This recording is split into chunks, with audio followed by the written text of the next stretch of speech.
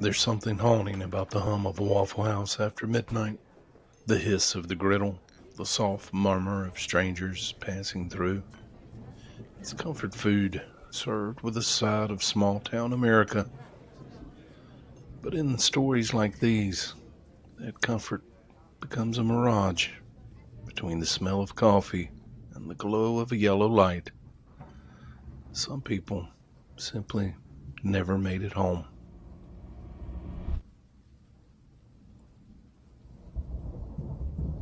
The midday sun of December 1st, 2022 was doing very little to warm the asphalt outside the Waffle House on Anvil Block Road in Ellenwood, Georgia.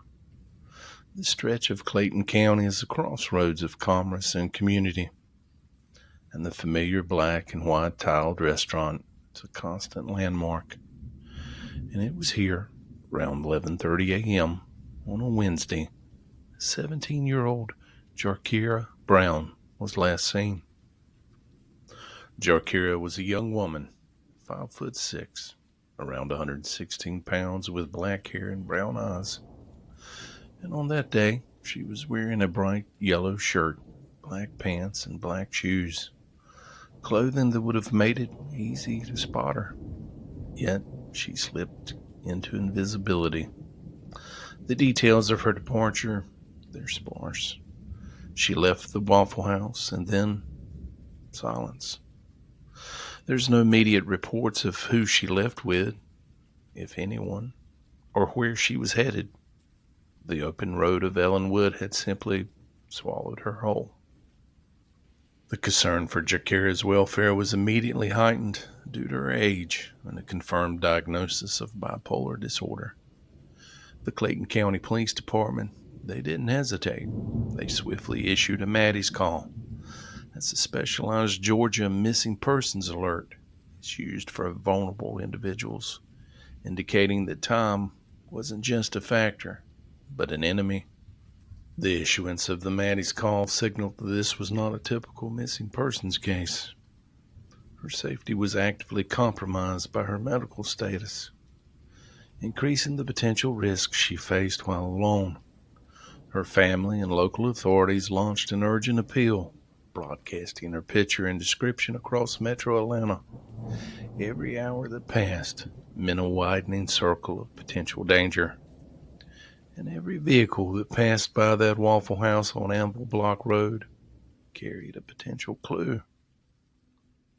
The case of Jarkira Brown became a tragic echo in the community, a missing teenager who vanished from a commonplace location during the middle of the day.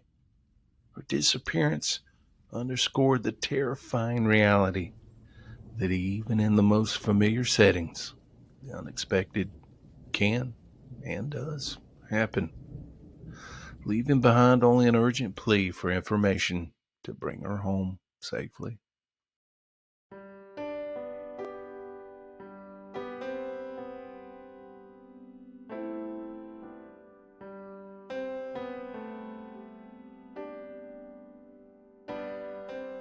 On the morning of December 9th, 2006, a visibly injured woman arrived at a Waffle House near Interstate 95 in Roanoke Rapids, North Carolina.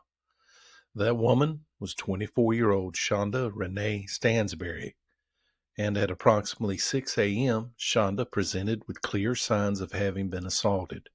Bruises were visible across her face and legs, and a noticeable knot was swollen on her temple. Shonda's sister, who worked at the restaurant, was one of the last people confirmed to have seen her. Shonda accepted a ride from a customer, a man well known to her, and asked to be taken to the West Side Trailer Court in Roanoke Rapids, where she had been staying with friends. After she was dropped off at that location, Shonda Stansbury vanished. Shonda was a mother of 3 children and typically maintained daily contact with her mother, Gloria. When several days passed without a word, Shonda's mother grew concerned and officially filed a missing persons report on December 14th, 2006. Investigators initially suspected Shonda may have disappeared voluntarily. This suspicion was fueled by publicly known factors, including Shonda's history of substance abuse.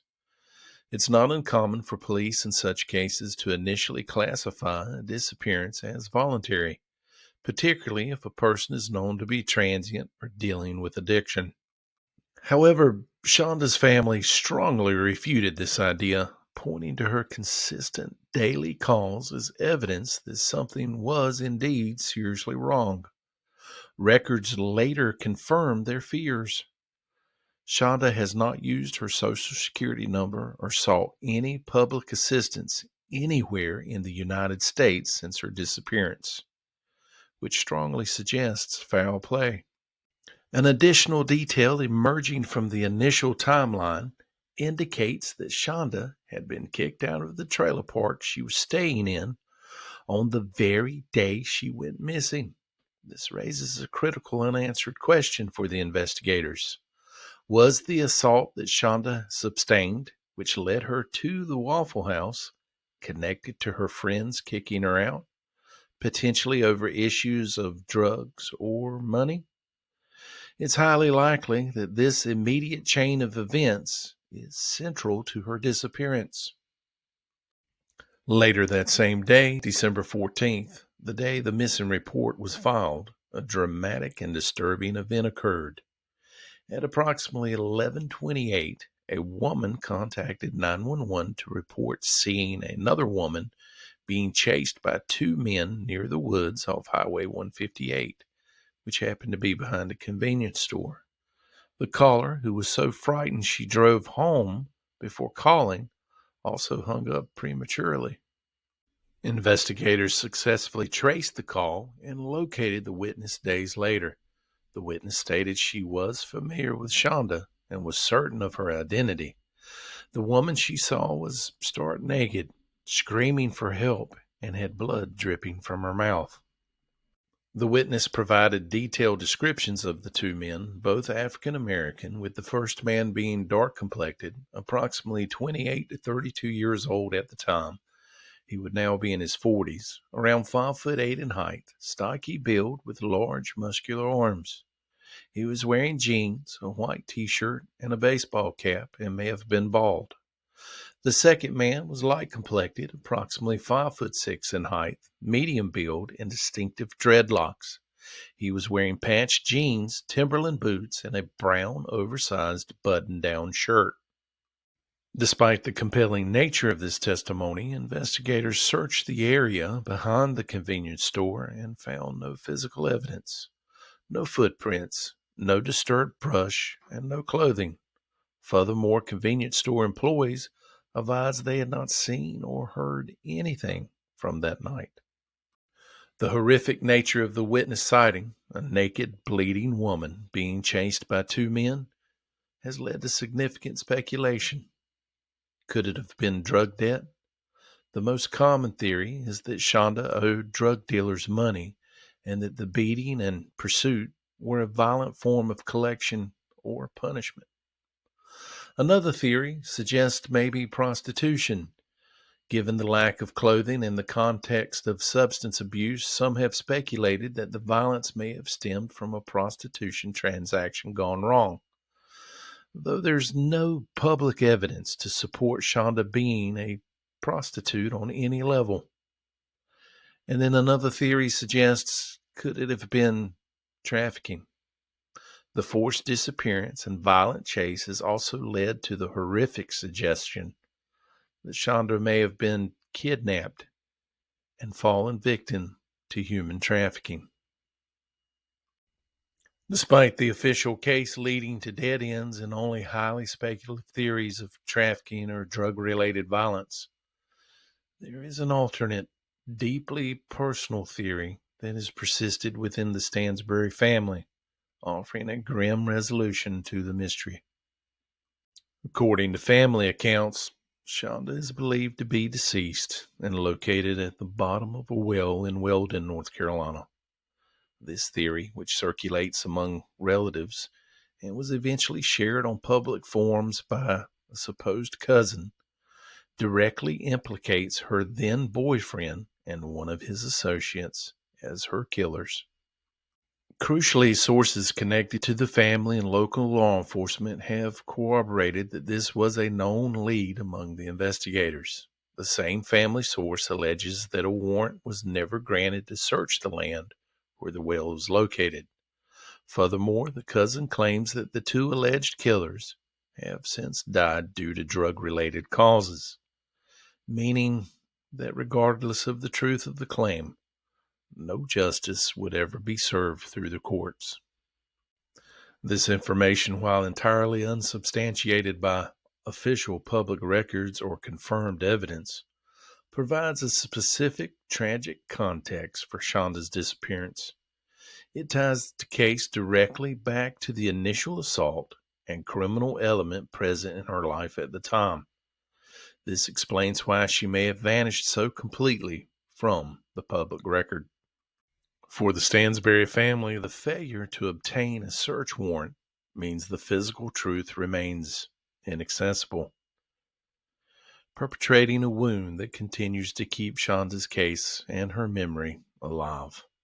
Today, Shonda's aunt still regularly posts missing person posters, a desperate plea for official confirmation of an unconfirmed truth.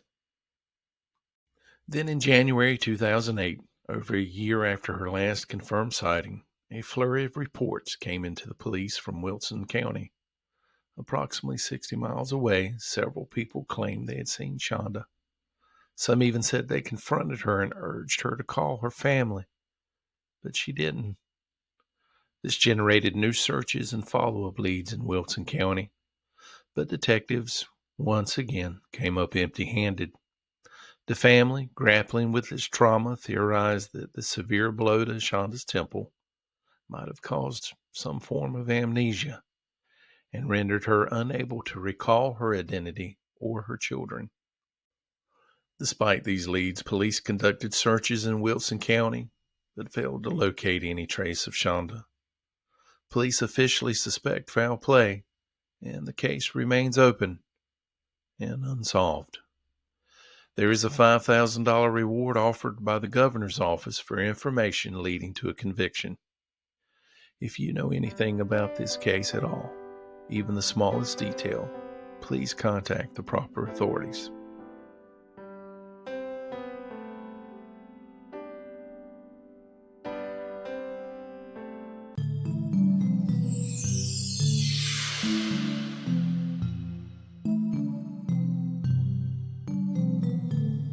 Heather Sellers was just 20 years old when she was last seen on September 24th, 2002 in Spartanburg, South Carolina. Her disappearance is a study in alarming final moments, dominated by the shadow of the last person known to have seen her, her former fiancé, who was already a convicted murderer. On the day she vanished, Heather was dropped off at her workplace, the Waffle House, located near Highway 9 and Interstate 85. She was prepared for an overnight stay at her aunt's home, carrying a bag that held both her uniform and a change of clothes. However, Heather didn't start her shift. Instead, she spent that evening with her former fiancé, Jonathan Vick. Although the couple had broken off their engagement just 2 weeks earlier, they were still dating. That night, they visited at least 2 local bars, the Rainbow Lounge and Cocktails and Dreams. Heather Sellers was never heard from again after that evening. Her life simply froze on September 24th, 2002. She never returned to retrieve her final earnings from the Waffle House, a small $81 paycheck that still remains unclaimed to this day, serving as a bleak marker that her disappearance was not voluntary. Heather's family immediately suspected foul play, noting that it was entirely uncharacteristic for her to be out of contact. They revealed that her relationship with Vic had been volatile and troubled. Heather had reportedly complained to loved ones about alleged abuse by Vic, though she never officially reported the violence to police. The suspicions surrounding Jonathan Vick took on a much darker significance when his full back history was revealed. Vick was already a convicted killer. He was found guilty of the murder of a hairdresser, Dana Satterfield, when he was only 17 years old. But because of his age at the time of that crime, Vick avoided the death penalty and was sentenced to life in prison, eligible for parole in 2035. Jonathan Vick remains the last person confirmed to have seen Heather Sellers. In 2006, 4 years after Heather vanished, investigators developed a major lead. Authorities located an abandoned vehicle registered to Jonathan Vick. Inside, they found crucial evidence, blood stains and strands of blonde hair. Authorities publicly stated their belief that the blood and hair may indeed belong to Heather Sellers, but the conclusive forensic testing required to confirm this connection, it's been delayed or remains incomplete. This potential evidence ties the convicted killer directly to Heather's presumed final moments. It strengthens the official belief that Jonathan Vick is a person of interest in her disappearance. Heather's case is complicated by other factors, unfortunately. She had a history of drug use, but was reportedly clean after completing a treatment program in 2001. However, witnesses noted that she may have been under the influence of drugs on the night she disappeared, possibly complicating her judgment or placing her in a vulnerable situation. Additionally, Jonathan Vick was briefly investigated in connection with the disappearance of one of Heather's Waffle House co-workers, Michelle Whitaker, who disappeared in August 2002. This theory was later dismissed when Whitaker was found alive and well in 2008, having left voluntarily without realizing anyone was looking for her. However, the fact remains that Heather Sellers was a young woman who enjoyed camping, dancing, and the beach. She vanished into the night with her former fiancé, leaving behind nothing but a final unclaimed paycheck. Her case remains officially unsolved, overshadowed by the confirmed acts of violence committed by a man who knows exactly what happened to her.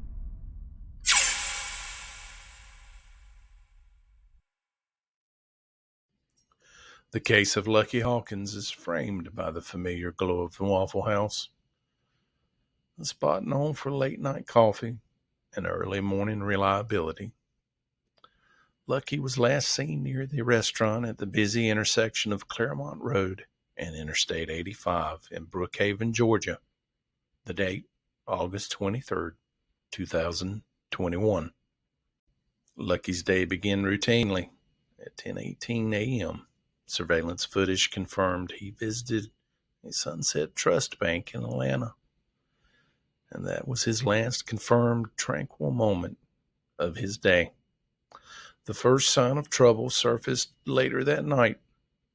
Lucky's distinctive vehicle, a red 2002 Ford F-150 with a white door, was captured on surveillance footage at a Sam's Club parking lot just a short distance away around 7 p.m. When the truck was finally marked abandoned and towed days later, the scene was chillingly intact. The keys, they were still in the ignition. His cell phone, it rested on the front seat, and all his other personal belongings were still inside. The vehicle suggested a sudden, forced departure. A life interrupted so abruptly that not even his most vital items were taken with him. The primary, though unverified theory regarding Lucky's disappearance comes directly from the Waffle House ecosystem itself. A waitress from the restaurant near the last sighting eventually came forward with a dramatic claim. She stated that 2 months earlier, on October 9th, she decided to report what she had seen on the evening of August 23rd. According to her account, she witnessed Hawkins at a nearby gas station engaged in a heated argument with two men. The confrontation escalated quickly and ending with the men allegedly forcing Lucky into a black Chevrolet Suburban. The 2-month delay in reporting that information has made it impossible for authorities to corroborate the details of the alleged abduction. However, the testimony of a local service industry employee, a fixture at the very location that serves as a backdrop for his disappearance, the gas station, provides the only narrative suggesting an immediate violent act of foul play. Despite the dramatic witnesses' claims and the strong physical evidence that Lucky Hawkins did not leave voluntarily, the circumstances remain unsolved. His family maintains he would never abandon them. Investigators are left balancing the chilling image of a man being forced into an SUV. That's the story told by a local Waffle House waitress. That stacks against the physical reality of his truck, abandoned with his life essentials still inside. The case of Lucky Hawkins is a disturbing reminder of the sudden, dark events that can happen just steps away from the comfort of a 24-hour diner.